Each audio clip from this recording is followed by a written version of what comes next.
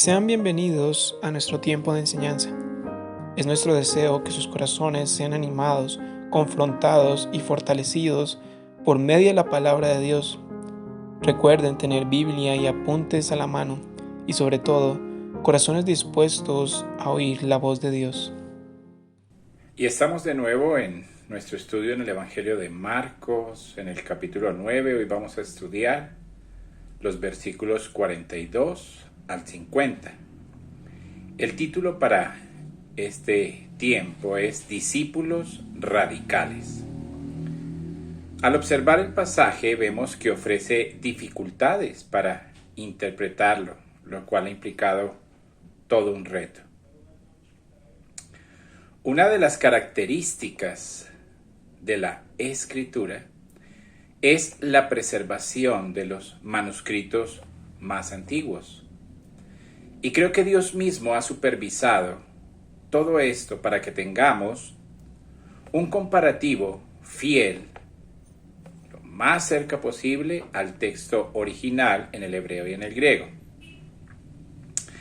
Vamos a leer esta porción y quiero que se dé cuenta que voy a omitir los versículos 44 al 46. ¿Por qué? Porque estos versículos no aparecen en los manuscritos más antiguos. Si usted tiene una de las traducciones modernas, puede ser que estos versículos 44 y 46 aparezcan entre comillas o con unos corchetes alrededor. Es porque los manuscritos más antiguos no aparecen estas declaraciones. Sin embargo, la declaración que está en versículo 44 y 46 está en el versículo 48. Así podemos asumir que es posible que un escriba, en aras de enfatizar esto, lo repitió. Así que vamos a dejar fuera esos versículos al leerlos. Verso 42. Cualquiera que haga tropezar uno de estos pequeños que cree en mí, mejor le sería si, con una pesada piedra de molino, colgada alrededor de su cuello, fuera arrojado al mar. Si tu mano te es ocasión de pecar, córtatela.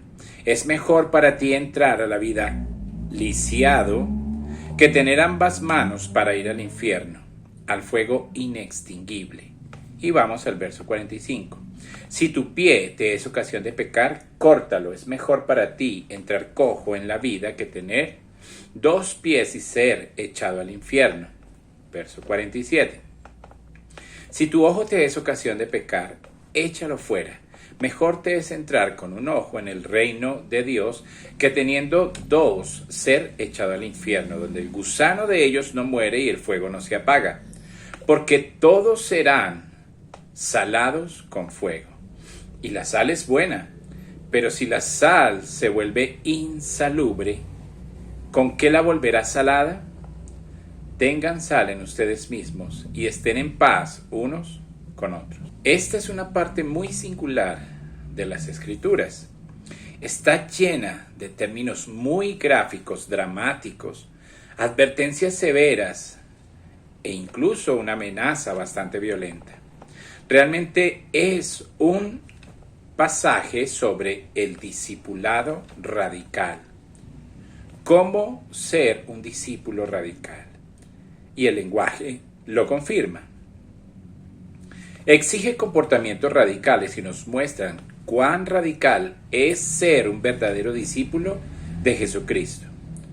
Nuestro Señor aquí, en estos versículos, está pidiendo un discipulado radical en procura de obtener discípulos radicales. Creo que este es un mensaje necesario en el día en que vivimos, cuando hay tanta superficialidad en el seno de la iglesia cristiana. El lenguaje aquí es severo, extremo, fanático y radical. Y eso encaja perfectamente con la naturaleza radical de la invitación de nuestro Señor al verdadero discipulado. Vamos a hablar un poco acerca de la palabra radical. Es una palabra que usted ha escuchado. Es una palabra conocida por todos. Es una palabra que usamos con frecuencia en nuestro mundo. Si buscamos en el diccionario van a aparecer dos direcciones. La primera probablemente será que esta palabra significa básico o fundamental, algo primario, intrínseco o esencial. El segundo significado puede ser el más popular el día de hoy. Esta palabra también significa algo que se desvía por ser extremo. Cuando pensamos en algo radical, pensamos en algo revolucionario, algo severo, algo, como mencioné, algo fanático, pero realmente la palabra significa ambas cosas. La palabra entonces se refiere a algo que es fundamental y fanático, que es intrínseco e intenso, que es esencial y extremo. Por lo tanto, es una gran palabra para definir un discipulado, porque el discipulado es algo fundamental y fanático, algo intrínseco e intenso, y es algo esencial y extremo. Los fundamentos de ser discípulo realmente son radicales. Este llamado a ser radical no es nuevo en labios del Señor, es consistente a lo largo de todo su ministerio. Nuestro Señor ha tenido un ministerio evangelístico. Él ha estado llamando, invitando a la gente al reino de los cielos, al reino de la salvación, para que vengan y se arrepientan de sus pecados, para que crean en Él, reciban el perdón y la vida eterna y se conviertan en su discípulo, en un verdadero seguidor suyo. Pero sus llamados son bastante radicales. Él ha dicho a la gente que deben arrepentirse de sus pecados. Les ha dicho que tienen que negarse a sí mismos, que deben tener la disposición a abandonar todo lazo familiar y las relaciones terrenales, aborrecer a padre y madre, hermanos, e incluso aborrecer su propia vida. Les ha dicho que en aras de seguirlo pueden perder sus bienes, su futuro en esta tierra. Sin duda perderán el control de su vida y deben estar dispuestos a morir. Tal vez incluso a ser crucificados y luego seguirlos en total sumisión. Seguir a Cristo en total sumisión. Este es un discipulado radical y esta es una salvación radical. Esto es consistente con su mensaje. Para facilitar nuestro estudio, nos enfocaremos en 4 aspectos de un discípulo para ser un discípulo radical. Primero, amor radical, pureza radical, sacrificio radical y obediencia radical. Recuerde, esta es una lección que nuestro Señor está dando en intimidad a sus discípulos, a sus apóstoles. Estamos en el periodo en su ministerio que registra Marcos, donde él se ha enfocado en los 12. Ya estuvimos en la lección sobre la oración y la fe. La semana pasada estuvimos en el tema de la humildad y ahora vamos a estudiar con ellos la lección sobre el discípulo radical, cómo ser un discípulo radical. Entonces, lo primero que veremos es un llamado al amor radical. Verso 42. Cualquiera que haga tropezar a uno de estos pequeños que cree en mí, mejor le sería con una piedra pesada de molino colgada del cuello ser arrojado al mar. Mateo agrega, en las profundidades del mar. Lo que pide el Señor aquí, aunque no lo parezca, es amor radical. Amor por otros creyentes, para no incitarlos a pecar. Jesús es celoso por la justicia corporativa de sus amados hijos, su familia, su reino y su iglesia. Él advierte en esta severa afirmación que antes de llevar a otro creyente a pecar, mejor sería morir. No es nuevo para el Señor tener este tipo de actitud protectora hacia los que son suyos. Por ejemplo, en Génesis 12, hablándole a Abraham, diciendo que él será una gran nación, él les dice, el que te bendiga será bendito y el que te maldiga será maldito. Así Dios estableció un principio de que si alguien daña al pueblo de Dios, el daño vendrá sobre él mismo. Si alguien procura el mal del pueblo de Dios, será castigado con el mal. Y también si bendice al pueblo de Dios recibirá bendiciones. En el Antiguo Testamento Dios llamó a Israel la niña de sus ojos. Y Dios dice que si alguien toca a Israel, toca a la niña de su ojo. Es como si le pusiera el dedo en su ojo y eso le molesta. En el Salmo 105:15 dice: no toquéis a mis ungidos, ni hagáis daño a mis profetas. Esto es una advertencia. Este pasaje aquí en Marcos 9 es paralelo a un registro más extenso ahí en Mateo 18. Miremos Mateo 18:6. Cualquiera que haga tropezar a uno de estos pequeños que creen en mí, mejor le sería colgar una piedra de molino al cuello y que se ahogara en las profundidades del mar. Y mire el versículo 7. Ay del mundo a causa de sus tropiezos. Es decir, es de esperar que el mundo cause tropiezos. Es de esperar que el mundo haga que la gente peque, que los seduzca, porque el mundo está bajo el dominio de Satanás.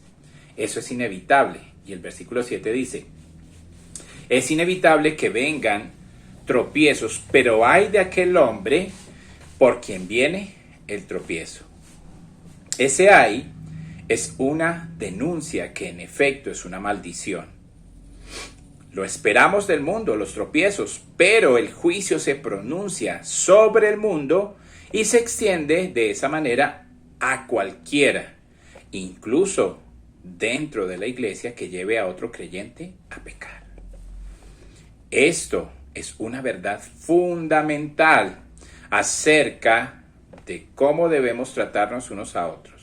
Y se basa en el principio que estudiamos la última vez, presente en Marcos 9:37, que dice: el que reciba un niño como este en mi nombre me recibe, y el que me recibe no me recibe a mí, sino al que me envió.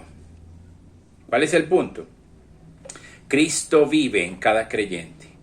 Y como usted trata a ese creyente es la manera en la que está tratando a Cristo. Y como trata a Cristo es como trata a Dios.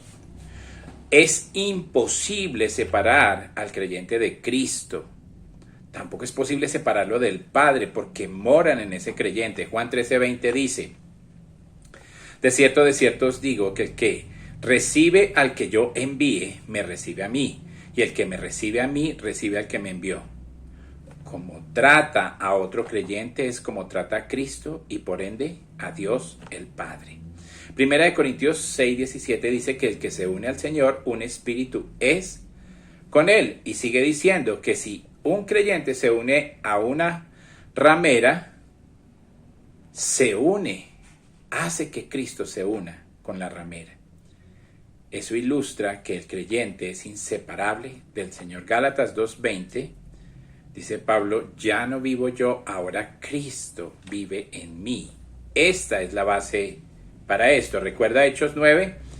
Saulo va profiriendo amenazas y persiguiendo a los creyentes. Se aparece el Señor y le dice: Saulo, Saulo, ¿por qué me persigues? Esta verdad es fundamental en la vida de la iglesia.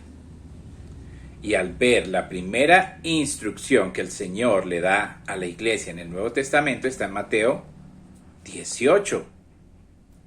Y Él les dice: asegúrese de tratar a otros creyentes sabiendo que ese creyente es inseparable tanto del Hijo como del Padre. Y aún podemos incluir al Espíritu Santo porque ellos habitan en ese creyente. En Mateo 25:34 dice que en el momento del establecimiento del reino milenial, el Rey dirá a los que están a su derecha, los creyentes: venid, benditos de mi Padre, heredad del reino preparado para vosotros desde la fundación del mundo. Porque tuve hambre y me diste de comer, tuve sed y me diste de beber.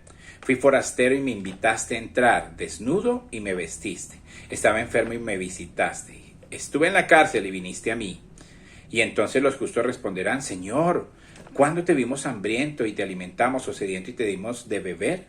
¿Y cuándo te vimos forastero y te invitamos a entrar, o desnudo y te vestimos? ¿Cuándo te vimos enfermo o en la cárcel y fuimos a verte? El rey les responderá y les dirá: de cierto os digo que, en cuanto lo hiciste a uno de estos mis hermanos, al más pequeño, lo hiciste conmigo, me lo hiciste a mí. Esta es la realidad esencial en la base misma de cómo debemos tratarnos unos a otros en el cuerpo de Cristo, en la iglesia. Ese es el aspecto positivo que conduce a esta amenaza. Entonces regresemos a Marcos 9 y la amenaza no tiene punto de confusión. Cualquiera que haga tropezar a uno de estos pequeños que creen en mí, no se refiere aquí a niños, sino se refiere a creyentes que son como niños, sus hijos, sus seres preciosos. Que los haga tropezar. ¿Qué entendemos por tropezar? Estar atrapado en el pecado. Estar atrapado. Dice el Señor, quien hace que uno, no un grupo, uno. El énfasis aquí está en uno. Sería mejor tener una piedra de mula, eso dice literalmente. En aquellos días solían moler los granos poniendo una piedra gigantesca que rodaba sobre otra y esa piedra la hacía girar. Una mula era una piedra bastante pesada. Entonces dice el Señor, sería mejor tener una piedra de molino puesta en el cuello y ser arrojado al fondo del océano antes que hacer que otro cristiano quede atrapado en el pecado. Ahogarse para un judío era una amenaza terrible. Ellos no eran gente de mar, eran gente agrícola, pescaban en el lago, pero no les gustaban las profundidades del mar. Esa fue una amenaza horrible.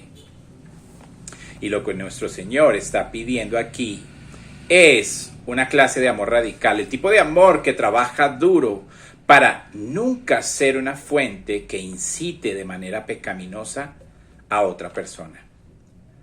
Nada que pueda incitarlos hacia los deseos de la carne, hacia los deseos de los ojos, a la vanagloria de la vida, al materialismo, al amor del mundo, al orgullo.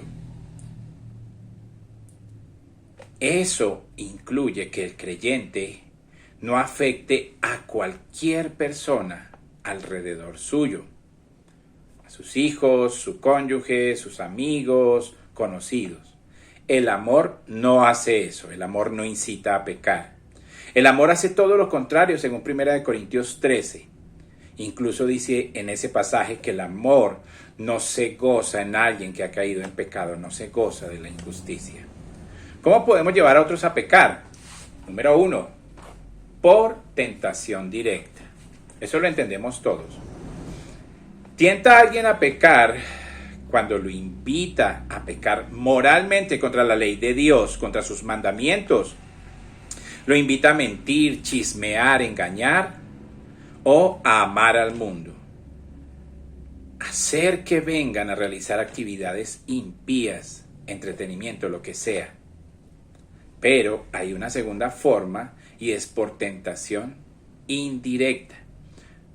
Por ejemplo, los puede provocar a celos al alardear de lo que usted tiene. Los provoca a ira con indiferencia o crueldad. Es como con los hijos, según Efesios 4. No provoques a ira a tus hijos por falta de atención, falta de afecto, falta de perdón, falta de bondad. Un deseo por dominar, por imponerse. Puede hacerlo entonces de forma directa o indirecta. Una tercera forma es ser un ejemplo pecaminoso.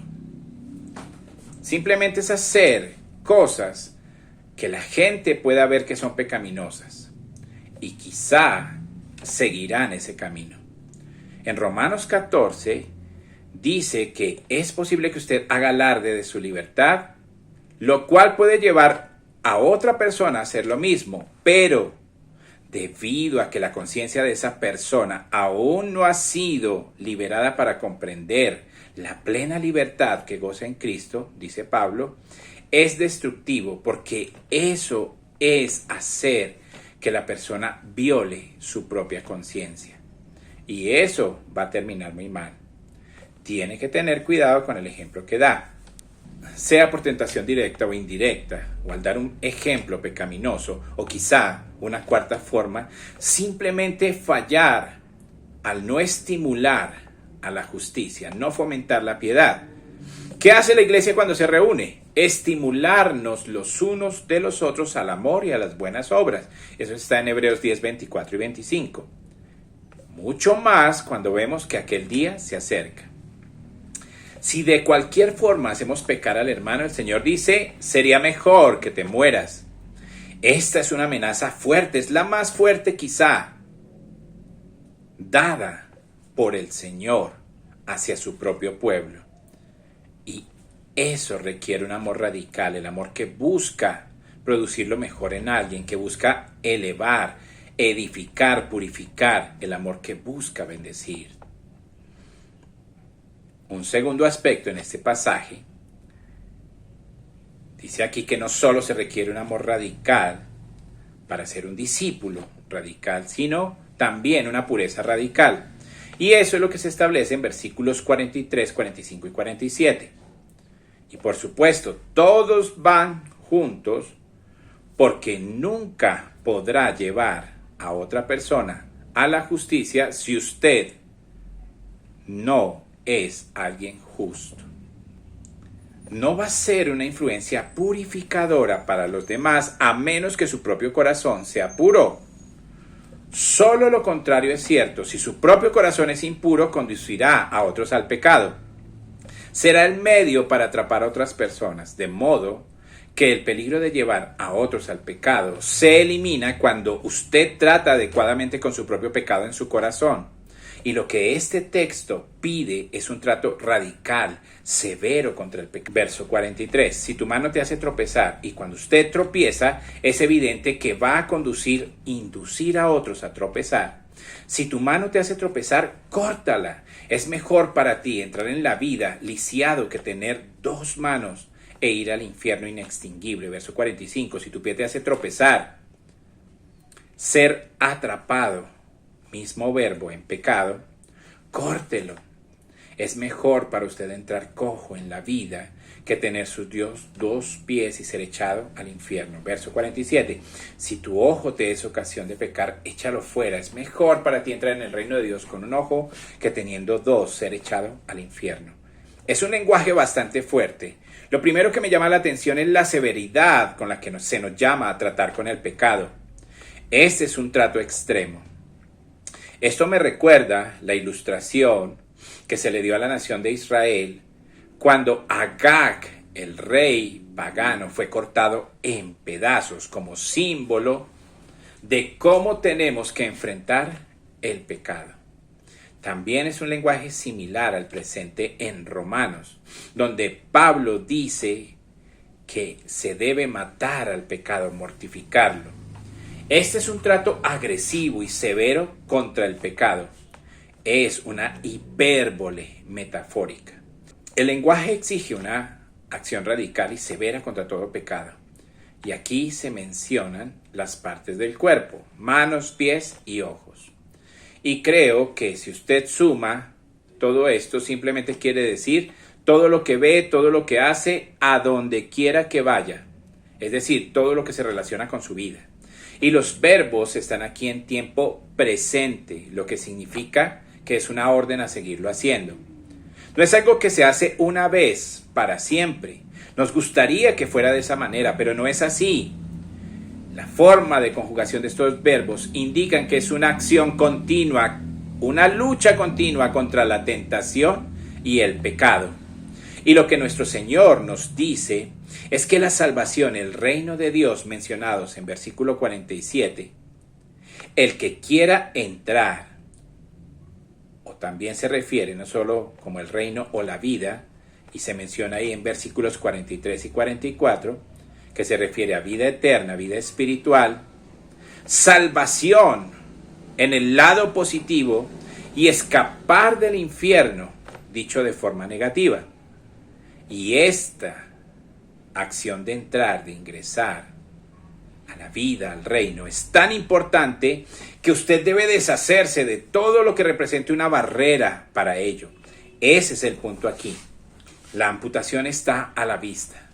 Amputación es una acción radical, severa contra cualquier cosa que se interponga en el camino de la búsqueda de la santidad, la justicia y la pureza. Obviamente nuestro Señor no está hablando aquí de amputación física, mutilarse en absoluto. Eso no conquista el pecado. Ese tipo de locura se desarrolló, estuvo presente en la iglesia, más o menos en el siglo II en adelante. Y se creyó que si de alguna forma mutilaba su cuerpo podría vencer el pecado. Esto llegó al punto de tomar literalmente Mateo 9:12, donde aquí habla de algunos que son eunucos, y llegaron a mutilar sus órganos sexuales buscando pureza. La mala noticia es que fracasaron. El testimonio de las personas que hicieron eso es que no tuvo ningún efecto en sus corazones, porque aunque alteraron seriamente la manera en que se comportaron, el problema siempre estuvo en su interior. ¿Recuerda Marcos 7:14? Él reúne a la multitud y les dice: escuchen, todos y comprendan, verso 15, no hay nada fuera del hombre que pueda contaminarlo si entra en él. Pero lo que sale del hombre es lo que contamina al hombre. Lo que procede, dice ahí en el versículo 20, del hombre, eso es lo que contamina al hombre porque está dentro.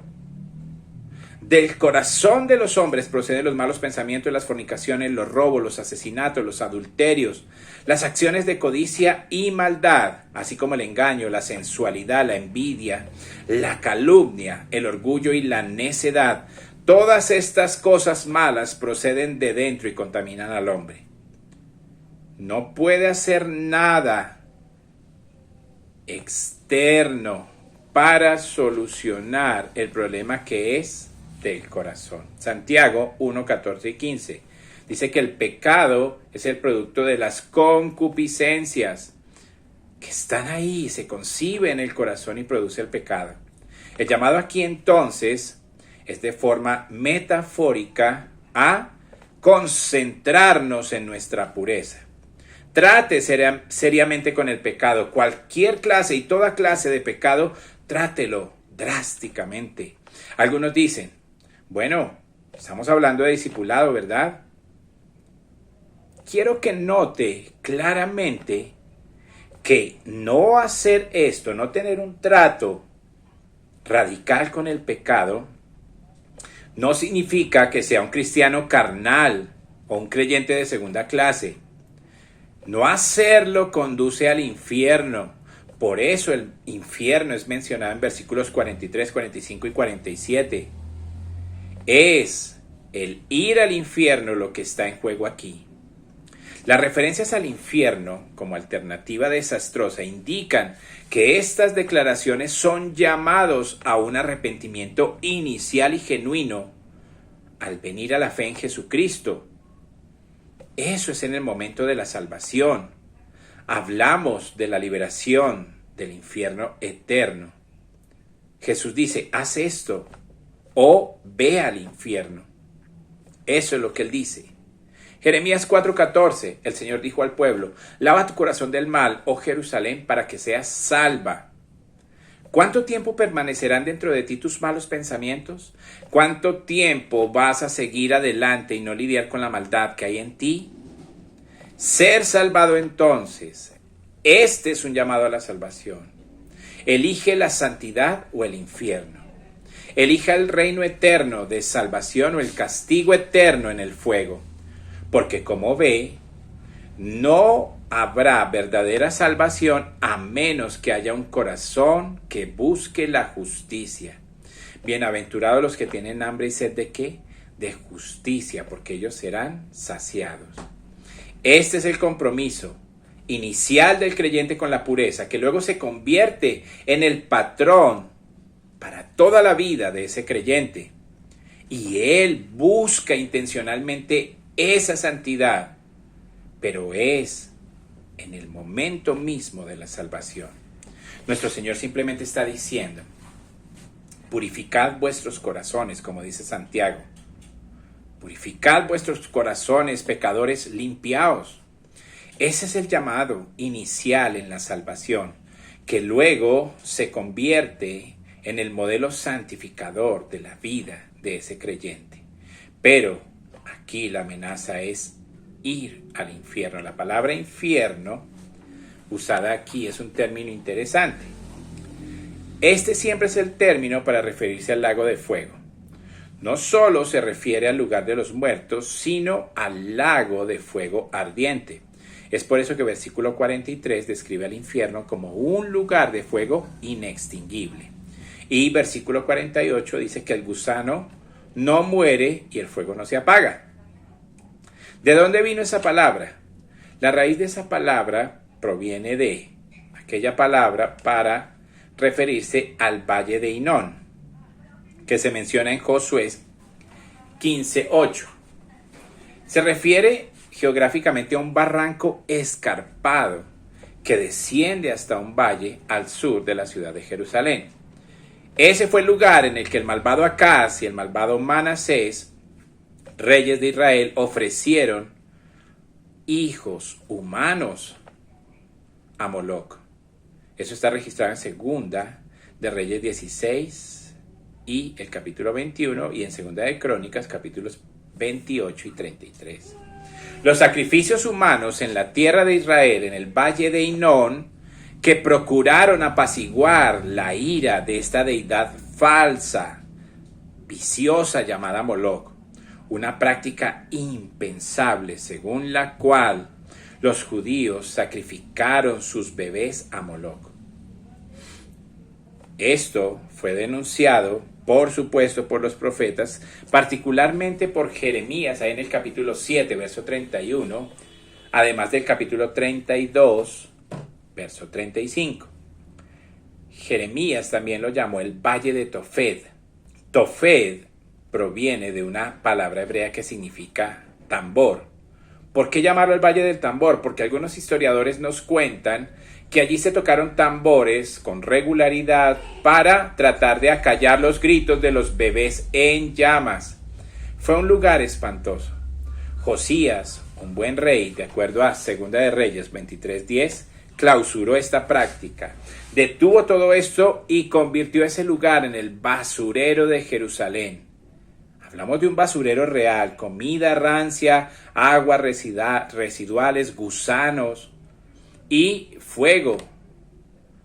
7 días a la semana, 24 horas al día, consumiendo todo eso.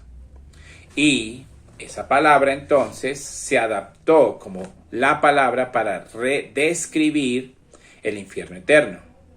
Fuego inextinguible. Ese es el énfasis en la Escritura desde el principio del Nuevo Testamento, desde Mateo 25 hasta el final en Apocalipsis 20. El infierno es una realidad sobre la cual se nos advierte.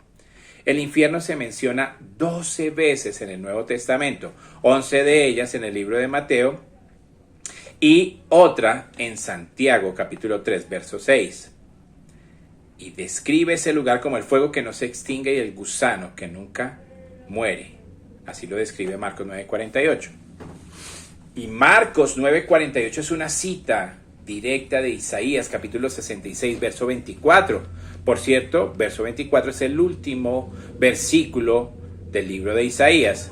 Isaías termina entonces con una advertencia horrible, una pronunciación de juicio. Dice: saldrán y verán los cadáveres de los hombres que se rebelaron contra mí, porque su gusano no morirá, su fuego no se apagará y serán abominación para toda la humanidad. Eso es lo que dice Isaías mirando al juicio, cuando el Señor venga como el juez final. Entonces, que estamos estudiando es el llamado más fuerte al discipulado, quizá el más fuerte que el Señor haya hecho. Y una vez que corremos del pecado hacia la justicia y abrazamos al Salvador, quien es el único que puede salvarnos del pecado y otorgarnos esa justicia, hasta que no hagamos eso, ni siquiera hemos comenzado a ser discípulos. Y una vez que llegamos a ser discípulos, esa sigue siendo la búsqueda nuestra, ¿verdad? Pablo dice, golpeo mi cuerpo para ponerlo en sujeción, de modo que no sea descalificado del ministerio. La realidad, tengo que someter mi carne. Segunda de Corintios 7:1, dice Pablo de nuevo, perfeccionando la santidad. Eso es lo que tenemos que hacer, tenemos que perseguirla, acercarnos lo más posible a la perfección. Este versículo es maravilloso, sigue diciendo, perfeccionando la santidad, limpiémonos de toda contaminación de carne y espíritu, perfeccionando la santidad en el temor de Dios. Queremos perseguir entonces las cosas que son correctas. Filipenses 4:8 dice todo lo que es verdadero, todo lo honorable, lo recto, todo lo puro, todo lo amable, todo lo que es de buen nombre. Si hay algo excelente, si hay algo que es digno de alabanza, piensa en estas cosas, reflexiona en estas cosas. Ten una conciencia tranquila. Entonces, amor radical, pureza radical, y llegamos al tercer punto, sacrificio radical, verso 49. Esto se muestra como algo oscuro, porque todos serán salados con fuego. ¿Qué significa? Pues es bastante difícil de entender, pero pensemos, ¿en qué lugar de las Escrituras hallamos un lugar donde estén el fuego y la sal? Bueno, está en Esdras 6:9. Dice que la sal debe almacenarse para usarse en los sacrificios. También dice Ezequías 43, 23 y 24. También dice que debían usar la sal con los sacrificios. Esa es la respuesta. ¿Dónde se unen fuego y sal? ¿Por qué? Porque los sacrificios son quemados. Se añadió sal a los sacrificios como símbolo del pacto perdurable de Dios. La sal es preservante, pero hay un sacrificio en particular que realmente encaja en lo que tenemos aquí. Está en Levítico 2. Si usted mira con atención en los primeros capítulos de Levítico, tiene ilustraciones bíblicas sobre 5 ofrendas. En el capítulo 2 llegamos a la ofrenda de cereal. La ofrenda de cereal describe esa ofrenda en la que hay presente algo que se sacrifica y sal. Levítico 2:13. Además, toda ofrenda de cereal tuya la sazonarás con sal, para que la sal del pacto de tu Dios no falte en tu ofrenda de cereal. ¿Cuál es el mandamiento? Con todas tus ofrendas ofrecerás sal. La sal entonces simboliza la promesa de Dios, el pacto de Dios, la fidelidad perdurable de Dios en medio de la ofrenda. ¿Qué representaba la ofrenda de cereales? Como les dije, hubo 5 ofrendas, 4 de ellas fueron sacrificios de animales, holocaustos. Entonces, ¿cuáles fueron esas 4 ofrendas? El holocausto, la ofrenda de paz, la ofrenda por el pecado y la ofrenda por la culpa. Esas 4 involucraron sacrificios de animales. Entonces, tenemos esas ofrendas en los primeros capítulos de Levítico. Todos esos fueron sacrificios que involucraron animales y todos representaron la necesidad de expiación por el pecado. Pero la ofrenda de cereal no incluye animales. No es una ofrenda por el pecado, esta es una ofrenda de consagración. Es una ofrenda de dedicación, representa devoción. Simboliza la devoción total al Señor. La persona recogía el grano y lo llevaba y lo ofrecía en el altar. Y esto está cubierto de sal. La sal habla de durabilidad, resistencia, la permanencia de esta ofrenda a Dios. Es algo que se hará continuamente. Dios guardará su parte y al rociarle sal, proclamamos por la fe que Dios era fiel. Entonces representa su pacto, su fidelidad para siempre. Todo eso está simbolizado en la sal. y también está de alguna forma presente en la ofrenda que traía la persona, en ese cereal. Debería estar esa sal también presente en el sacrificio. Entonces, de esa manera, la representación es que estamos haciendo un sacrificio total, una ofrenda permanente, duradera y a largo plazo. Esto es consagración total. Por eso es que hemos llamado a este punto el sacrificio radical. El equivalente en el Nuevo Testamento es lo que está presente en el pensamiento de Pablo en Romanos 12, donde dice: por tanto, hermanos, les ruego por las misericordias de Dios que presenten sus cuerpos, ¿en qué? Sacrificio vivo, santo y agradable a Dios, que es su acto espiritual de servicio. Eso es lo que está presente en esta ofrenda de cereales en Levítico 2. ¿Qué incluye esto? Negarse a sí mismo, tomar la cruz, seguirlo. Esta es una entrega total a Cristo, representada por el lenguaje del sacrificio, un sacrificio perdurable. El sacrificio no se va a bajar del altar cuando se le ocurra. Esa no es la idea. El sacrificio está salado. Ese es un sacrificio permanente. Y creo que esta es la mejor explicación del sacrificio que une el fuego y la sal. Entonces representa algo que es constante. Yo constantemente como un sacrificio total, radical.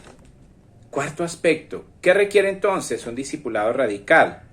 Requiere amor radical el uno por el otro, pureza radical en nuestras propias vidas y un sacrificio radical. Y el cuarto punto es una obediencia radical. Verso 50 de Marcos 9. La sal es buena. Eso lo entendemos. Es útil, rentable, benéfica, por supuesto. Especialmente en el mundo antiguo, sin refrigeración, sin hielo. Preservar sus alimentos requería sal. Entonces, dice el Señor, la sal es buena a menos que se vuelva insalubre. Dice el Señor, pero si la sal se vuelve insalubre, ¿con qué la volverá salada? ¿O hay otra forma de decir esto? Cuando la sal no es salada, ¿con qué sala la sal? Eso es lo que dice el Señor. Si alguno está interesado en una clase de química, la química establece que el cloruro de sodio es estable. Simplemente se refiere a ser constante, no pierde su sabor salado. Entonces viene la pregunta, ¿por qué el Señor nos dice que la sal puede perder su sabor? ¿Qué significa esto, ya que la sal es estable? No pierde sus propiedades incluso al estar almacenada por un largo periodo de tiempo. ¿A qué se refiere?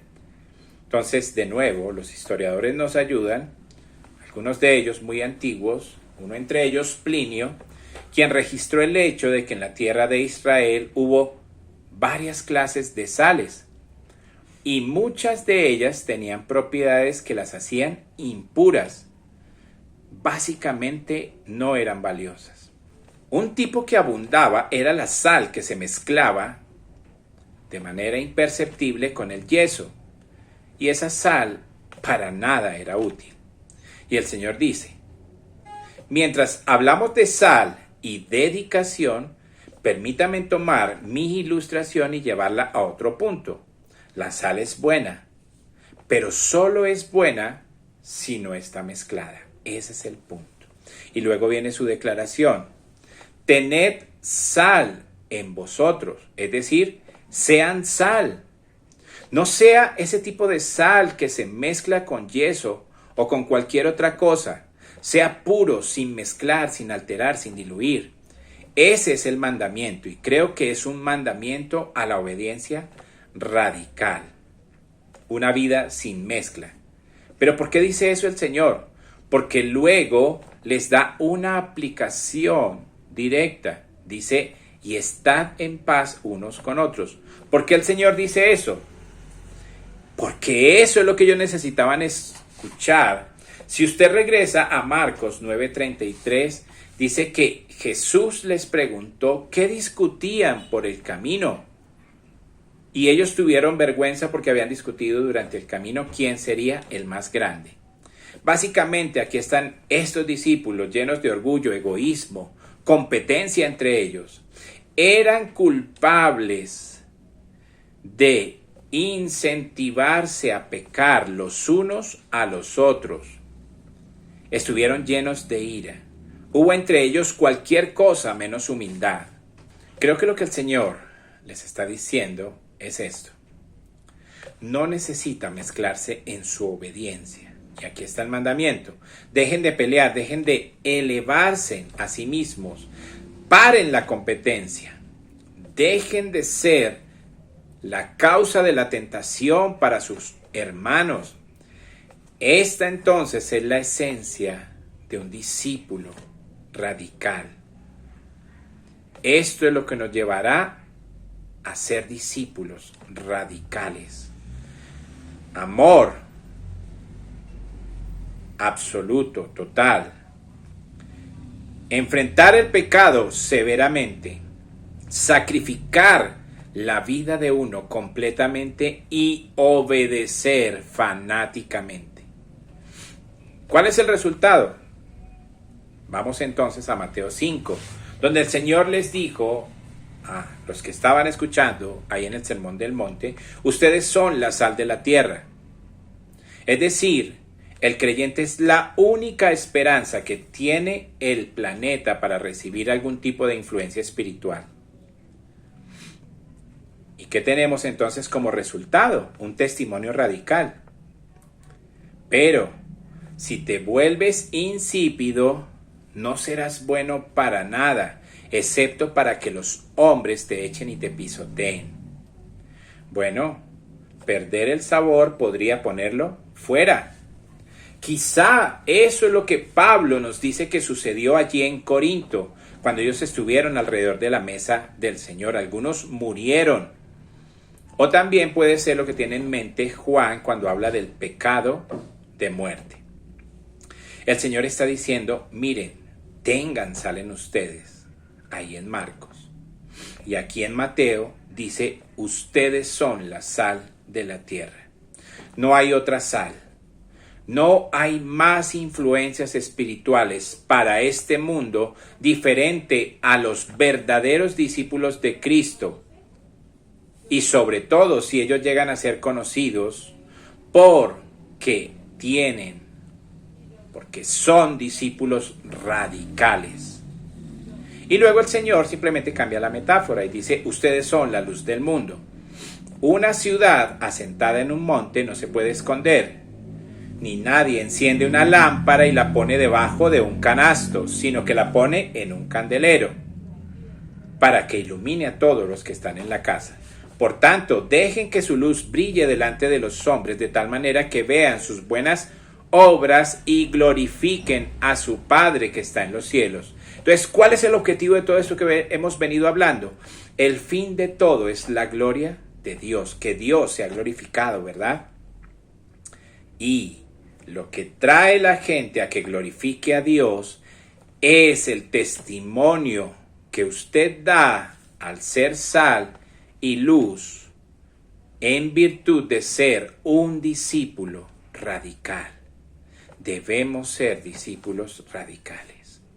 Señor, te damos gracias por tu palabra, porque tú nos instruyes, nos enseñas y nos aclaras esto de ser discípulos radicales. Ayúdanos, Señor, a tener un amor radical entre nosotros, a enfrentar de manera radical el pecado, Señor, a tener una obediencia radical a tu palabra, Señor, para que de tal manera podamos ser sal que evita la corrupción en el mundo en el que vivimos. En el nombre de Cristo Jesús. Amén. Agradecemos a Dios el tiempo que hemos podido compartir escudriñando las Escrituras. Gracias por acompañarnos y recuerden que estas enseñanzas están en nuestro canal de YouTube y que podrán verlas nuevamente. Gracias por su compañía y nos veremos en nuestras próximas reuniones. Dios les bendiga.